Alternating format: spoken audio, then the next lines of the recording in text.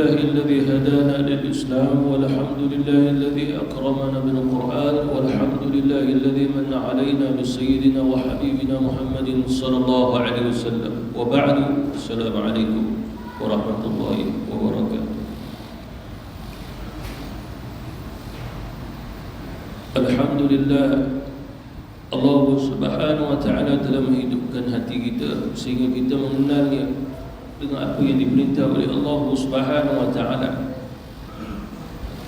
Apabila kita melaksanakan perintah daripada Allah Subhanahu wa Ta'ala dengan penuh keikhlasan, ketulusan, atas dasar iman dan pengharapan kepada Allah Subhanahu wa Ta'ala, maka itu menjadi satu himmah, satu kedudukan yang agung di sisi Allah Subhanahu wa Ta'ala, sehingga Allah Subhanahu wa Ta'ala juga menganugerahkan kedudukan darjat yang agung juga di sisi Allah Subhanahu wa Ta'ala.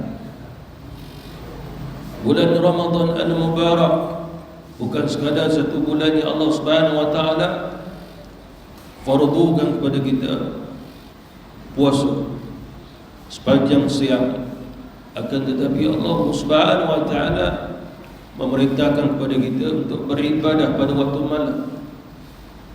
Pada awalnya Allah Subhanahu wa Ta'ala telah mewajibkan kepada umat baginda Rasulullah, kemudian Rasulullah sallallahu alaihi wasallam mohon kepada Allah Subhanahu wa Ta'ala agar ibadah malam itu diringankan hukumnya, sehingga Allah Subhanahu wa Ta'ala menjadikan sunnah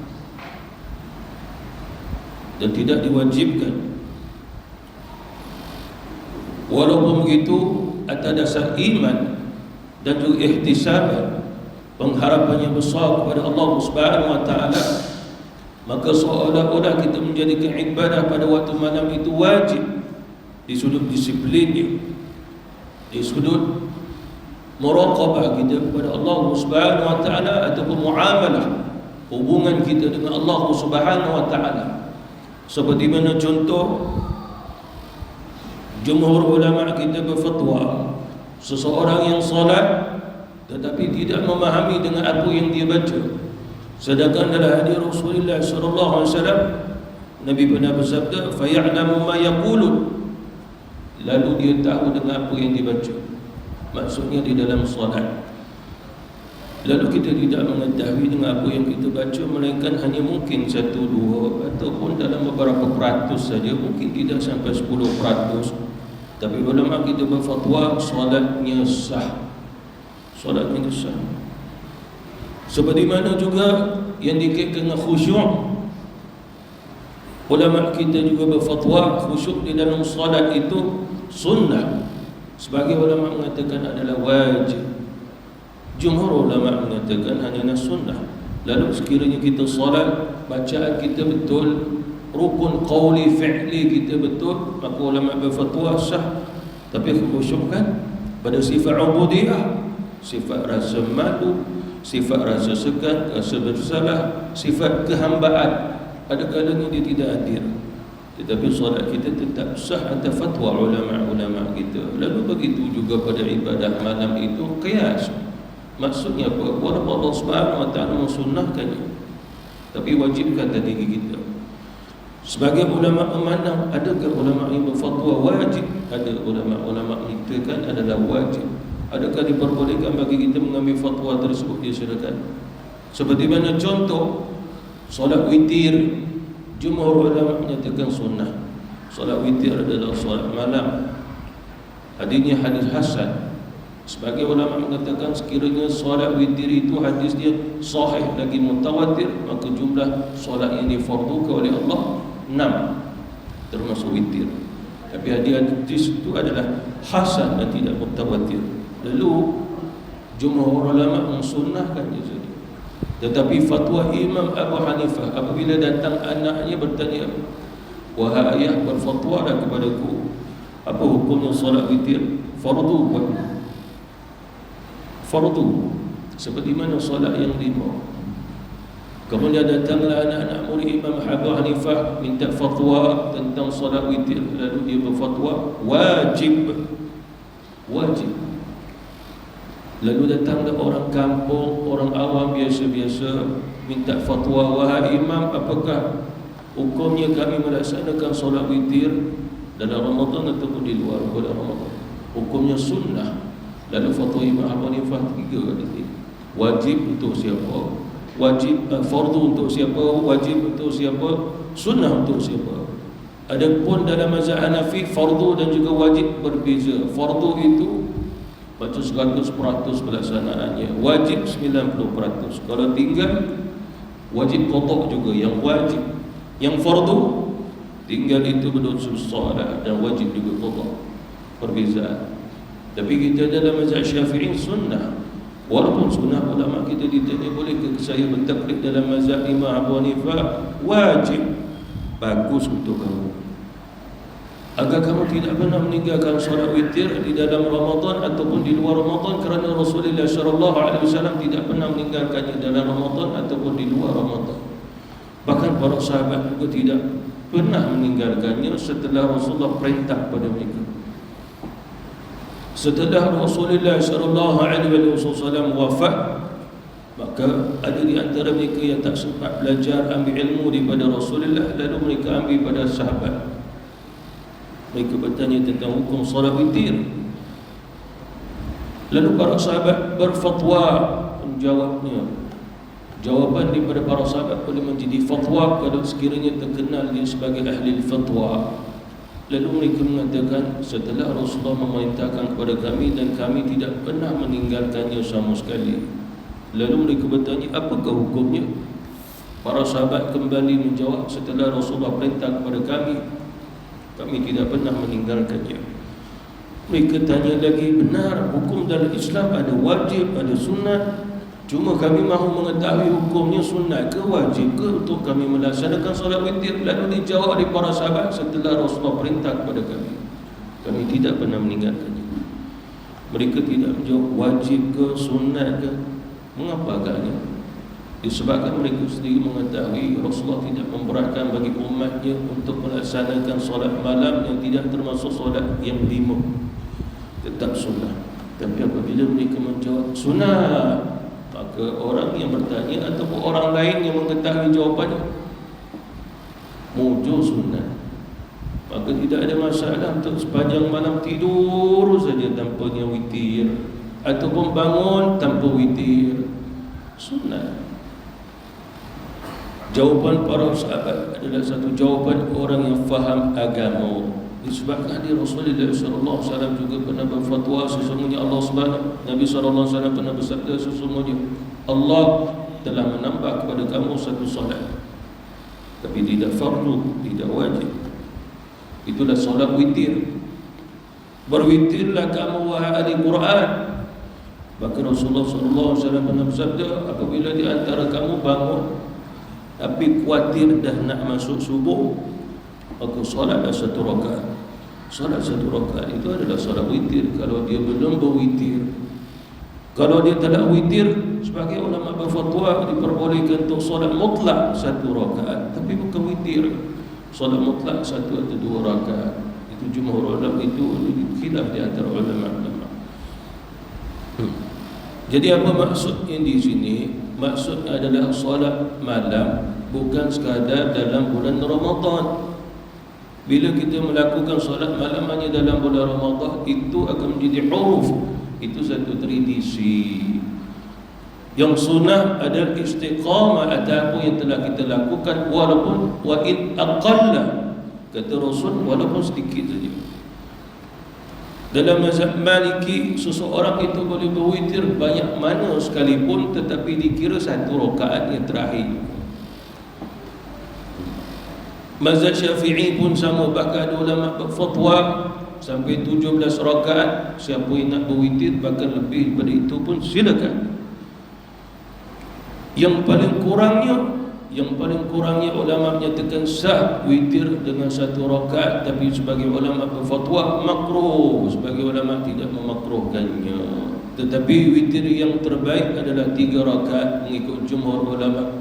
Hanafi, Hanbali pun 3. Seseorang boleh berwitir sama ada 3 rakaat ataupun 3 rakaat 1 salam ataupun 3 rakaat 2 salam mengikut mazhab Syafi'i. Akan tetapi mengikutnya qawaid fiqhiyah, satu amal lebih, pahala pun lebih. Disebabkan bila kita berwitir 3 rakaat 2 salam, kita ada lagi tambah lagi 1 rakaat, mana tambah lagi 1 takbir, takbiratul ihram untuk rakaat yang 3.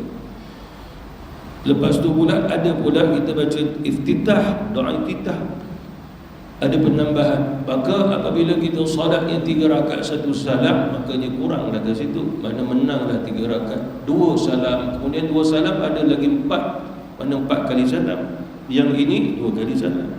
Itu mengikut qawaid fiqhiyah. Ustaz, saya tak mampu nak solat witir 3 rakaat, boleh tak 1 rakaat? Silakan.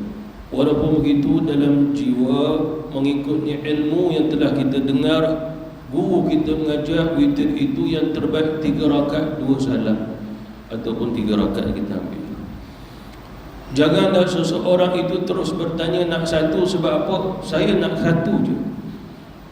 Tetapi hendaklah seseorang mengiyakan, ya Allah, aku nak berwitir 3 rakaat tetapi aku tidak mampu kerana kelelahanku, keuzuranku. Maka ulama menyatakan ada niat begitu, Allah bagi pahala macam 3 rakaat juga. Jangan terus dia dalam kepala otak terus 1. Seperti mana contoh kita nak solat tarawih, mazhab Syafi'i, mazhab Hanbali, mazhab Hanafi, bahkan jumhur ulama berfatwa 20 rakaat, iaitu dah 20 rakaat mengikutnya apa yang dilakukan oleh Sayyidina Umar radhiyallahu anhu.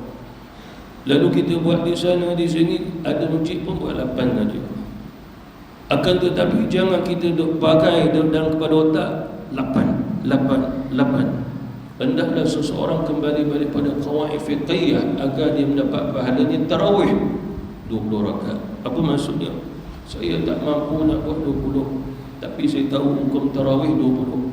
Saya tak mampu nak buat semua. Uzur, lutut, kepala lutut dah masuk dalam perut dah. Lalu apa maksudnya di sini? Mengambil pada qawaid fiqhiyah. Barang siapa tak mampu buat semua, jangan tinggal semua, buatlah yang dia mampu. Pakai qawaid menyelamatkan dia. Sebab tidak ada yang tarawih 8 rakaat menaikkan di Malaysia je gitu. Tak buat tidak kan, cuma pada hukum 20 rakaat. Semua saya mampu 8. Kalau mampu lagi, buatlah 10. Kalau tak mampu, buat 2 je. Sebab saya nak buat 20, tapi saya mampu 2. Dia kembali atas ilmu. Kalau dia kembali atas, mana adanya tarawih 20, Nabi pun buat 8. Dia orang tak berilmu. Sebab dia nak nama tarawih. Tarawih itu khusus. As-salatu tarawih itu khusus. As-salatu qiyam itu umum. Kalau dia qiyam 2 rakaat boleh, 4 rakaat boleh, 100 rakaat pun boleh. Bahkan tarawih kalau dia nak 100 rakaat pun boleh atas diri dia. Pada zaman Abu Bakar As-Siddiq radhiyallahu anhu, dia jadi khalifah, dia ke masjid Rasulullah sallallahu alaihi wasallam, lalu melihat ramai sahabat Rasulullah yang solat malam pada bulan Ramadan. Tengok masing-masing sahabat bila solat diri lama sangat. Kebanyakan mereka pun menghafal Quran, walaupun tak hafal semua, mereka berjaya juga menghafalnya setelah Rasulullah sallallahu alaihi wasallam wafat. Sebab waktu Nabi hidup mereka tak berjaya nak hafal semua lagi. Lepas Nabi wafat, dikumpulkan di dada sahabat, di dada Zaid bin Thabit, Abdullah bin Mas'ud, berapa sahabat lagi. Lalu Abu Bakar pun datang. Ini bulan Ramadan, pada malam Ramadan. Sebab mereka nak tengok, dia nak tengok apa yang berlaku atau orang begitu, sahabat masih amal tak dengan apa yang mereka amal pada zaman Rasulullah. Dia pun tengok sama. Nabi dah wafat, amalan solat malamnya sama. Apa maksudnya? Dirinya lama, bacaannya panjang, tidak ada terhad satu jumlah rakaat, melainkan Mereka mendapat daripada Rasulullah solat Nabi dalam Ramadan, luar Ramadan 8. Ada di antara mereka pun meneruskan 8. Tapi bacaan mereka tu panjang, banyak ayat dibacanya, lalu berdirinya pun lama. Ada di antara mereka itu yang maha baca Quran 2 rakaat habis 30 juzuk, antaranya Tamim Ad-Dari. Abu Bakar Siddiq tak sentuh pun solat malam tu. Mengapa? Sebab dia ahli ilmu, dia faham agama. Dia tengok apa yang dilakukan sahabat yang masih hidup itu sama waktu zaman Rasulullah masih hidup. Dia tak ubah apa-apa. Kemudian pula pada zamannya Sayyidina Umar radhiyallahu anhu, dia pun datang. Dia tengok sahabat yang masih hidup ada lagi. Ada di antara mereka pergi ke Kufah, ke Basrah, ke Syam, ke Mekah. Ini yang di Madinah. Lalu ada di antara mereka para tabi'in, itulah orang yang tak belajar dengan Rasulullah, tak sempat hidup dengan Rasulullah. Tengok berubah. Maknanya sahabat Rasulullah saja yang berqiyam lama berdirinya di masjid, tapi orang-orang yang bukannya sahabat cepat balik rumah. Sedangkan sahabat Rasulullah itu seperti bintang-bintang di langit, kata Rasulullah. Dia menjadi sebagai satu rujukan dari sudut amalan-amalan dalam Islam. Sayyidina Umar faham agama. Lalu Sayyidina Umar pun tengok balik. Tinggallah sahabat Rasulullah tadi yang berqiyam lama.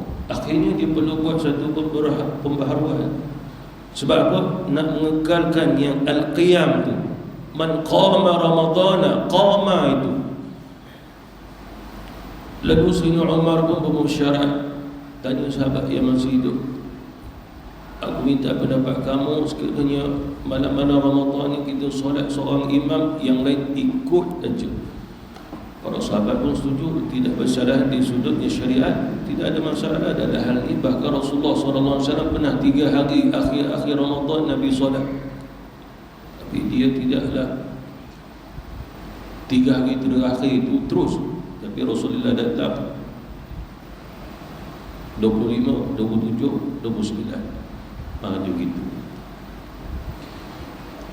Pernah berlaku antara Rasulullah dan para sahabat. Dan Rasulullah berdiri lama sehingga sahabat kata hampir-hampir kami takut tak sempat nak sahur. Gitu. Itu qiyam. Itu man qama, itu dah qiyamul lail. Lalu sahabat Rasulullah pun setuju. Malam itu Sayyidina Umar mintanya, sebab sahabat Rasulullah yang hafal Quran itu Zaid bin Thabit, Ubay bin Ka'ab, Abdullah bin Mas'ud, Tamim Ad-Dari. Malam tu Sayyidina Umar minta Ubay bin Ka'ab jadi imam. Ya Ubay, majulah jadi imam buat kami. Jumlah rakaatnya 8 saja, tapi buat macam zaman Rasulullah, diri lama. Sayyidina Umar pun tengok tak ada orang kritik. Kemudiannya Sayyidina Umar kata, ya Ubay, malam ini salat, lepas 4 rehat, terus lepas 4 lagi rehat, cukupkan sampai 20. Mengapa agaknya banyak rakaat tapi lama berdiri macam 8 balik? Itu orang-orang yang faham agama. Apa maksud perbanyakkan jumlah rakaat agar orang tu tak berdiri lama sangat macam 8 tu nak berdiri lama? Maksudnya begini, kalau solatnya 8 rakaat 2 jam, Sayyidina Umar nak juga 2 jam tu tapi dalam 20 rakaat. Kalau 8 2 jam, makna menunjukkan satu malam nak kena baca 2 juzuk lebih sikit ke? Mungkin 2 jam lebih tu. Lalu Sayyidina Umar nak 20 rakaat tetapi lama macam 8 juga. Apa maksudnya? Agar orang-orang tu kan dah berdiri, kalau berdirinya 20 rakaat dia tak berapa lama berdiri, cuma 4 lihat. Nak stabilkan dia lah, selarikan dia. Lalu tak ada orang kritik, orang suka. Jemaah pun ramai je, kurang lelah. Sebab apa? Macam 8 diri lama. Seperti mana contoh kalau sekiranya kita ambil 8 rakaat, Nak baca ni 2 juzuk, lalu satu rakaat berapa lama tu kita nak diri, berapa muka surat agaknya. Kalau sekiranya satu malam 1 juzuk 8 rakaat, makna di situ kena 8 ain, 8 makrah. Apatah lagi kalau dibuat 2 juzuk satu malam, 8 rakaat. Makna menunjukkan bahawasanya satu rakaat kena diri lebih kurang 2 muka surat lebih satu rakaat. Lalu lama. Lalu bila saja Sayyidina Umar kata buat 20, 4 rehat, bolehlah kita stabil, kita makna kita tetapkannya lebih kurang satu rakaat, satu muka je. Kita kira ini satu juzuk tu boleh dapat 20 rakaat. Zaman dulu tu kira-kira lah satu juzuk boleh dapat 8 rakaat. Kalau ikut pada satu ain, satu makrah ada 8 kat situ. Satu juzuk ada 8. Bagilah situ 2 rakaat tu jadi satu ain. Lalu apa maksudnya di sini? Bukan tidak kritik. Selesai sampailah diwarisi, diambil ke zaman Sayyidina Uthman, kemudian juga di zaman Sayyidina Ali. Ali dia pergi ke Kufah, Abdullah bin Mas'ud pun Kufah. Lalu orang pun lihat berapa rakaat mereka buat, 20. Tak diubah. Dan lamanya diri itu pun tidak diubah agar sama seperti mana zaman Rasulullah. Kerana apa? Kerana perlu difahami hadis Rasulullah, man qama.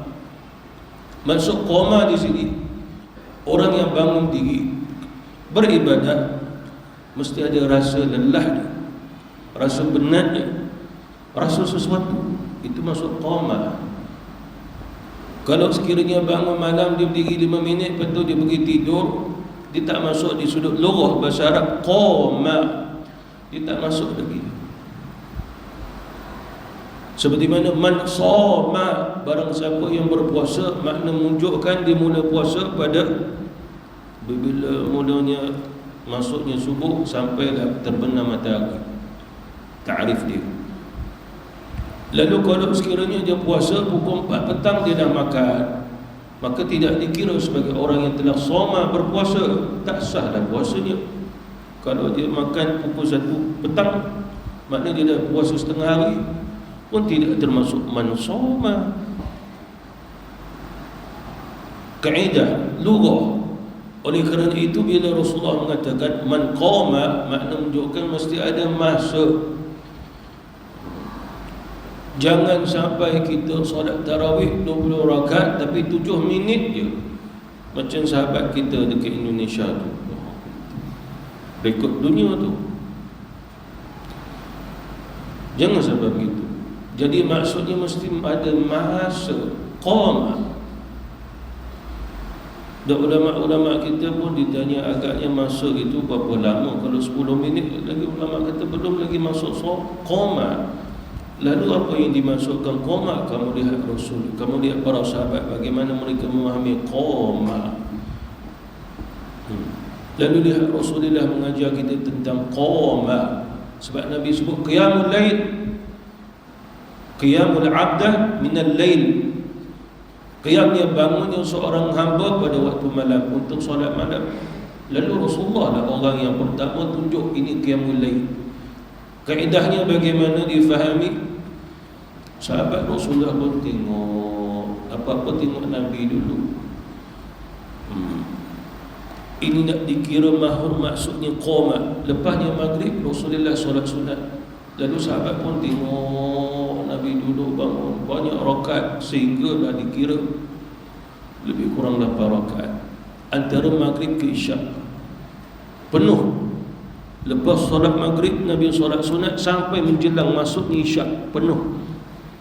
Lalu Rasulullah pun kata, sesungguhnya telah turun ayat kepadaku, tatajafa junubuhum 'anil madaji'i yad'una rabbahum khaufan wa tama'an wa mimma razaqnahum yunfikun.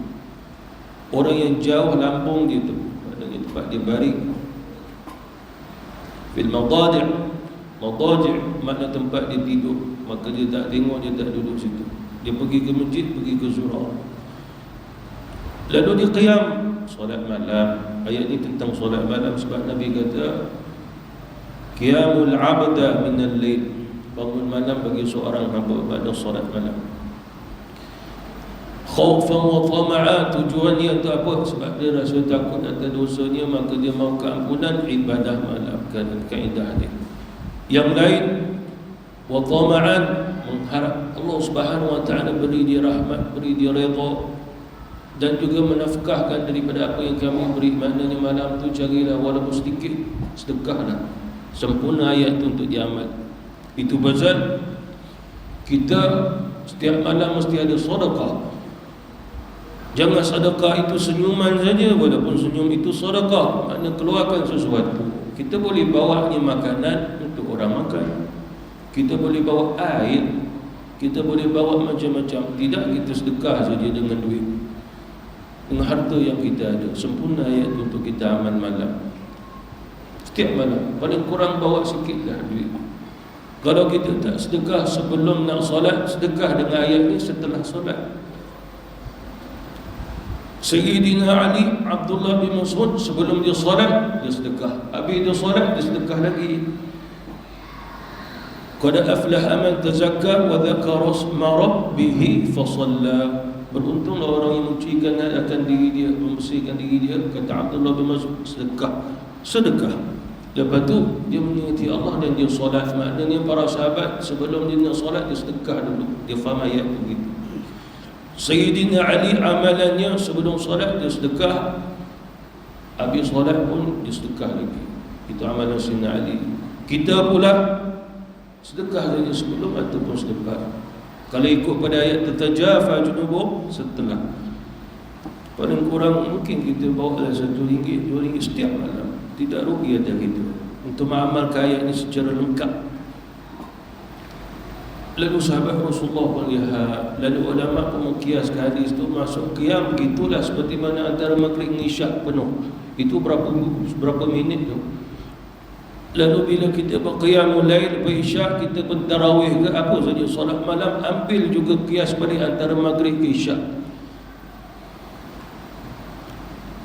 Kita ambil lebih kurang, nak paling kurang sejam lah ke situ, baru disebut qiyam. Sebab Nabi kata apa yang aku buat antara maghrib dan isyak ini qiyamul lail. Oleh kerana itu apabila kita buat tarawih ke, solat malam ke, kita kena ambil kias dengan itu. Jangan sekadar 10 minit, 20 minit selesai qiyam. Kecuali dia balik, dia qiyam kat rumah dia.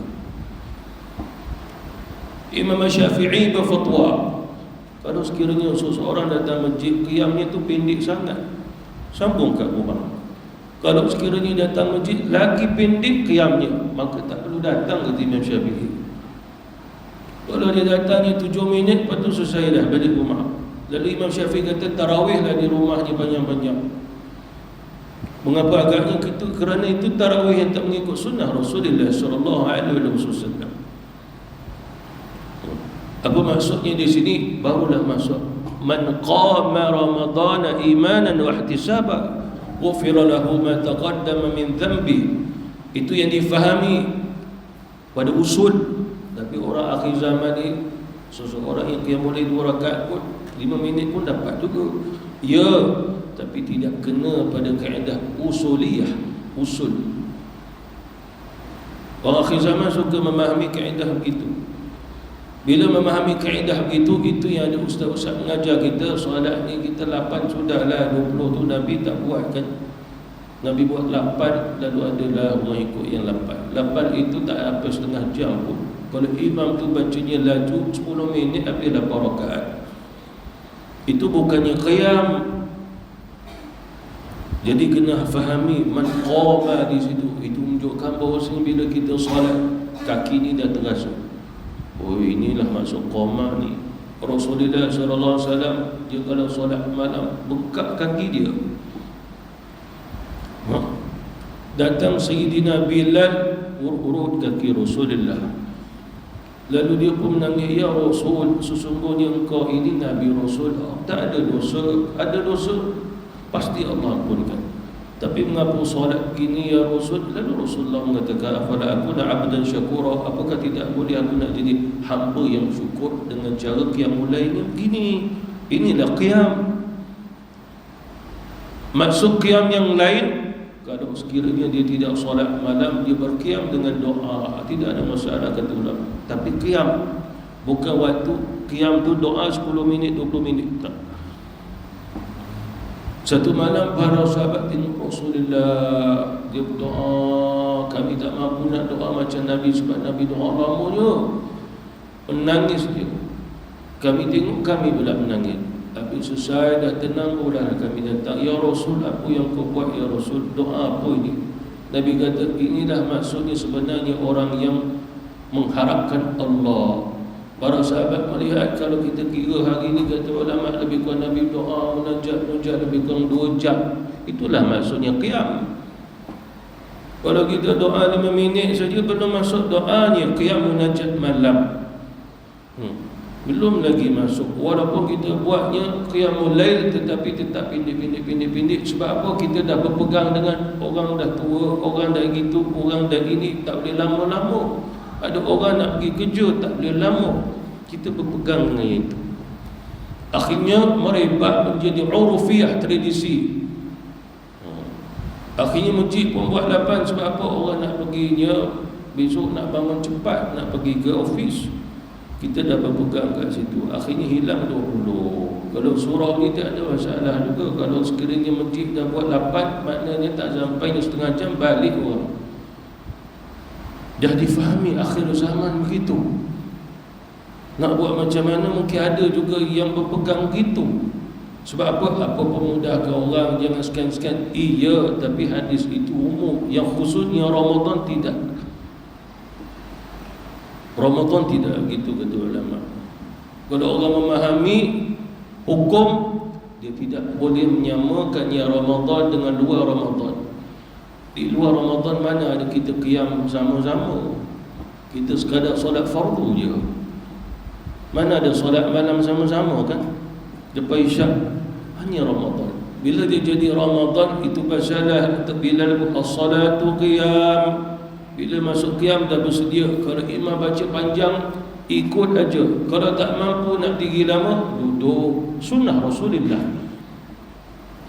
Kata Aisyah, aku lihat Rasulullah solat, Nabi memang diri lama. Bila Nabi dah rasa lenguh, Nabi dia duduk.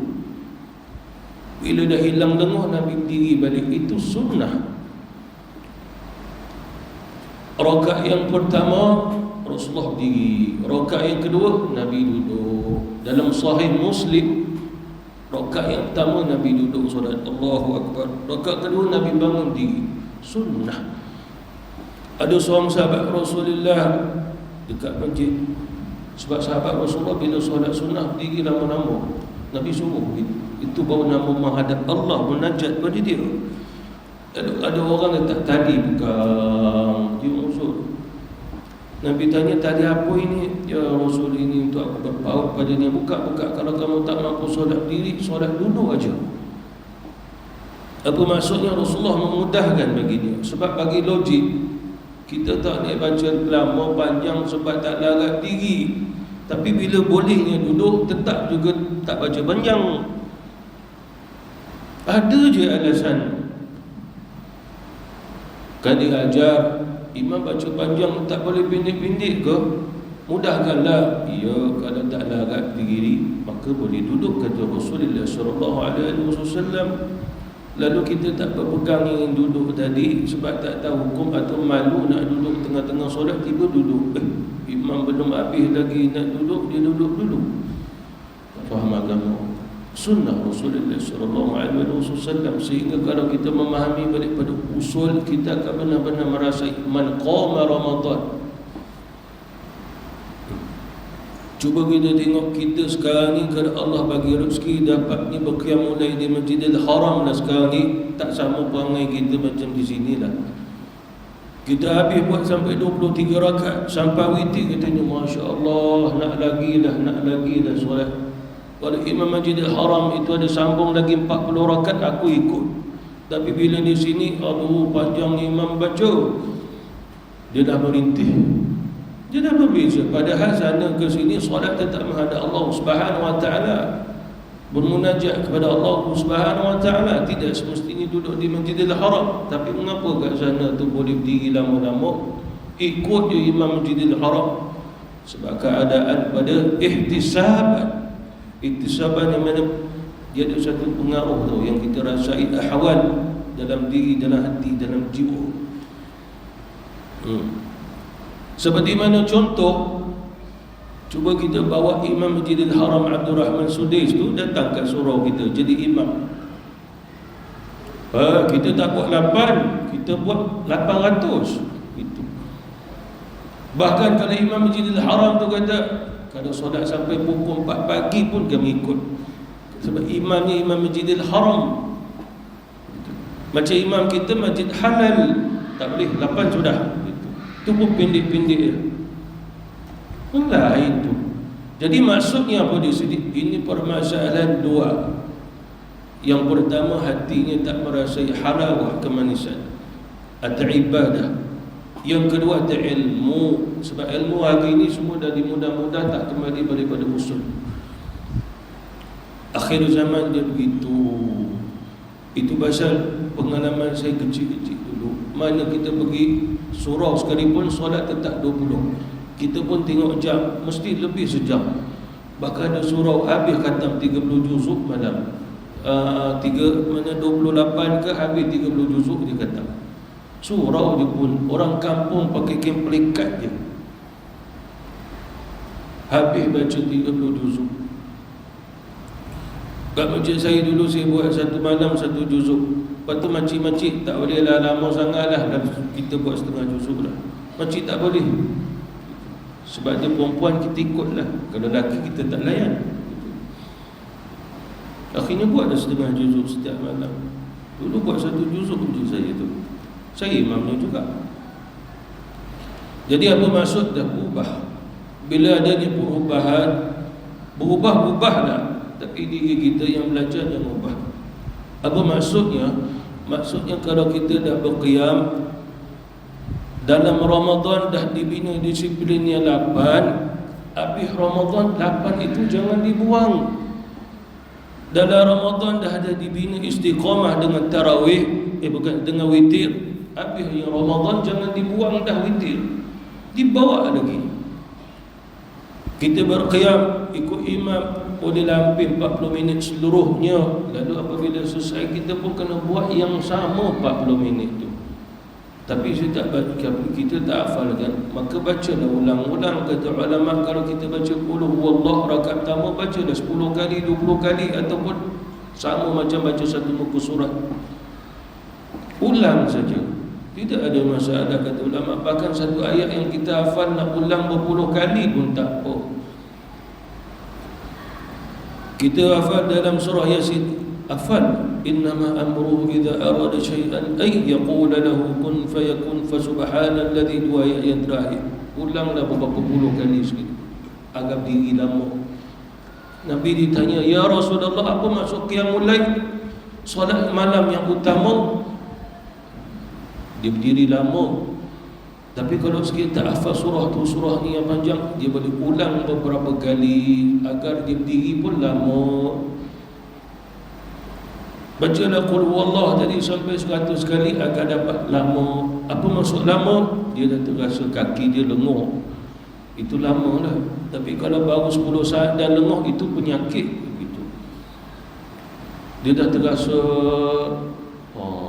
kalau ikut dah 5 minit, betul dia qiyam tu. Itu maksudnya yang Rasulullah SAW nak. Sayyidina Uthman, Tamim Ad-Dari, Abdullah bin Mas'ud, antara orang kalau solat sunat paling kurang dia akan baca 1 juzuk dalam 2 rakaat. Sayyidina Uthman pernah habis 30 juzuk solat malam. Tamim Ad-Dari habis 30 juzuk solat malam. Itu sahabat Nabi yang menjadi panduan. Boleh atau tidak seseorang siapa solat malam habis 30 juzuk? Itu sahabatnya.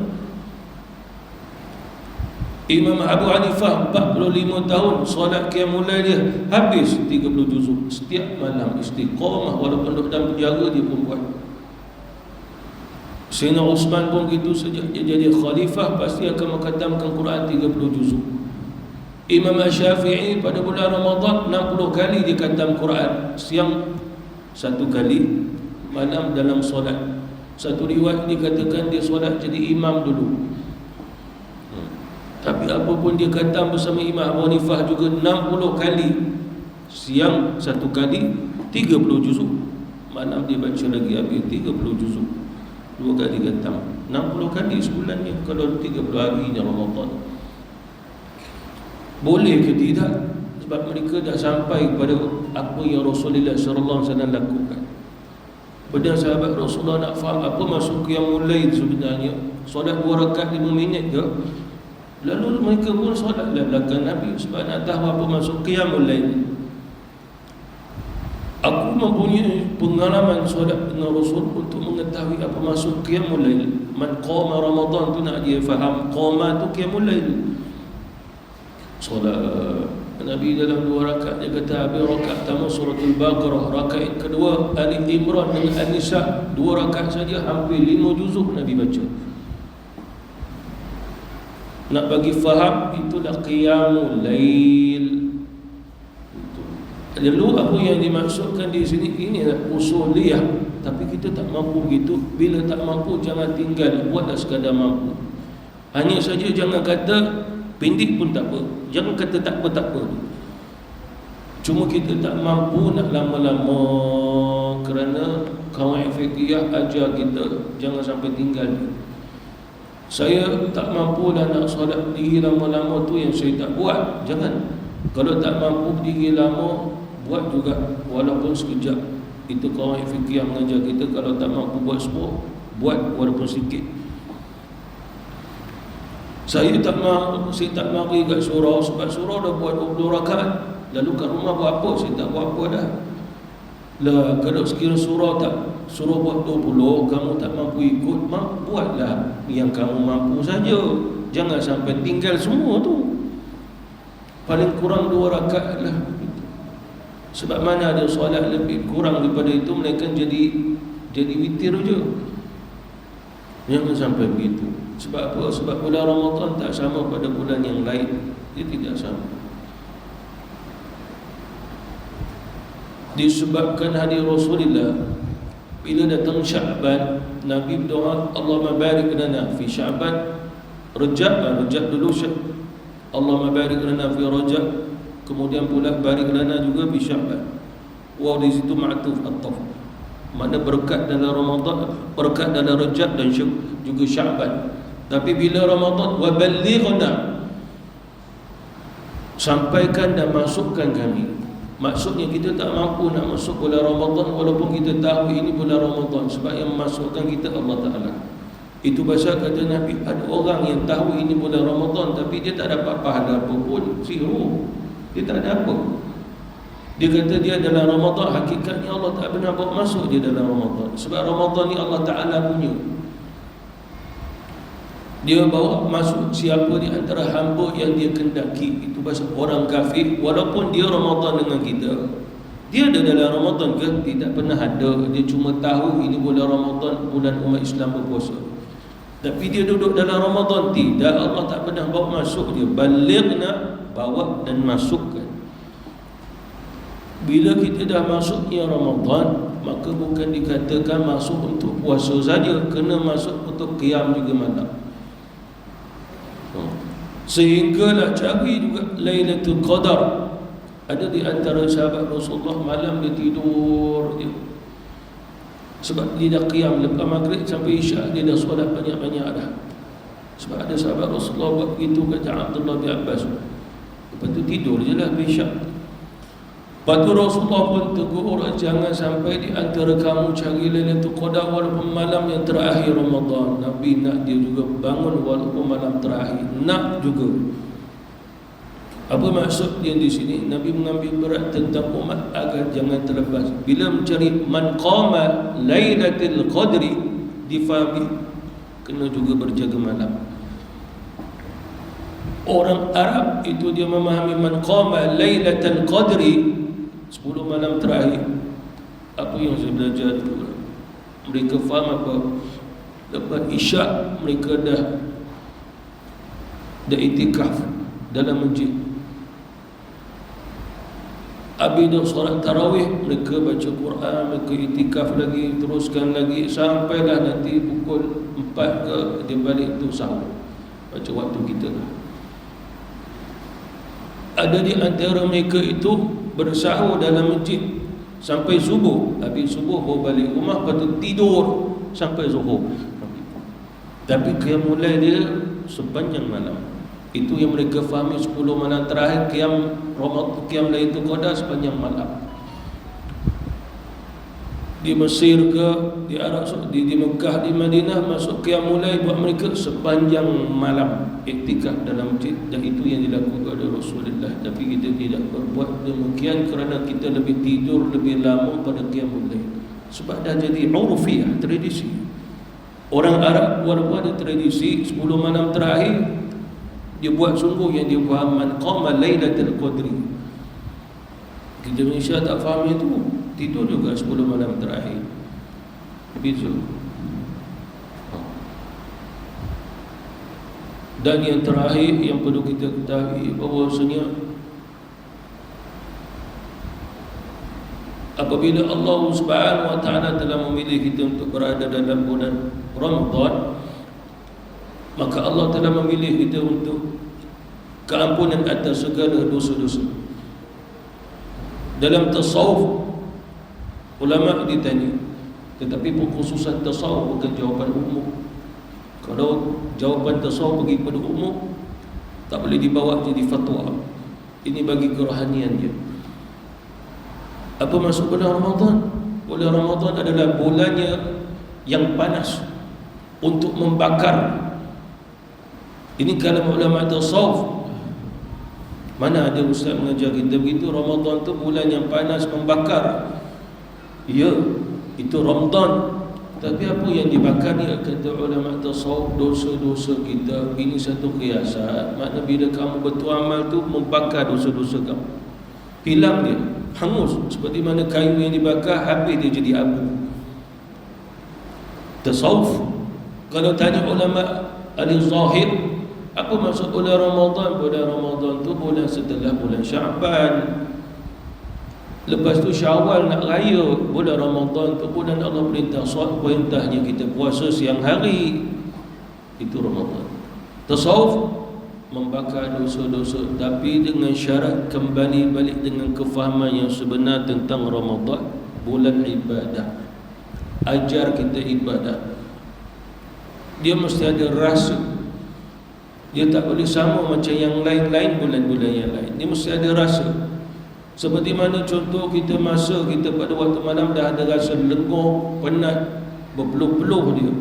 Itu rasa yang dirasai. Lalu Allah nak itu semua. Sehingga dalam hadis Rasulullah, Nabi kata, Allah melihat perlombaan kamu. Kita tengok orang berlomba lari tu, kan lari dia, siapa sampai dulu ke hujung dia menang. Lalu Nabi kata, Allah sedang melihat perlombaan kamu, mana kesungguhan kamu untuk mendapat kejayaan pada bulan Ramadan. Macam madrasah, belajar untuk cemerlang dapat mumtaz. Lalu Allah nak tengok itu untuk Allah, bukan untuk orang. Kita riak, tapi untuk Allah, menunjuk ke Allah, bukan untuk orang. Allah melihat itu, kata Rasulullah. Maka itulah hakikatnya Ramadan. Mesti penat, mestinya rasa letih, mesti rasa. Itulah maksudnya qiyam pada bulan Ramadan. Dia tak boleh lama sikit terasa dan tak mau. Tak boleh begitu. Mesti rasa. Seperti mana kita baca Quran malam-malam banyak-banyak sampai hilang suara, kena buat macam tu. Kena rasa. Dia tak boleh, tak boleh lah. Bila dah macam tu dia pun tinggal. Lebih-lebih nak jaga kesihatan dia pun tak buat. Tak boleh. Ini Ramadan ni, satu bulan ni dia mungkin Ramadan yang terakhir. Ada orang dah meninggal daripada bulan Ramadan. Dah selesai dia. Kita belum selesai, moga-moga sampai dah selesai Ramadan. Jadi itulah yang dimaksudkan dengan qiyamul Lailatul Qadri, qiyamnya Ramadan. Dan kita syukur kepada Allah kerana Allah Subhanahu wa taala dah bawa masuk kita dalam Ramadan. Wallahu taala a'lam. Allahumma ij'alna mimman yaqumu Lailatul Qadri imanan wa ihtisaban. Allahumma ij'alna mimman yasumu Ramadana إيمانا واحتسابا. اللهم اجعلنا ممن يقوم رمضان إيمانا واحتسابا. اللهم اجعلنا من المقبولين في هذا الشهر الكريم. اللهم اغفر لنا وارحمنا واعتق رقابنا من النار برحمتك يا أرحم الراحمين. والحمد لله رب العالمين.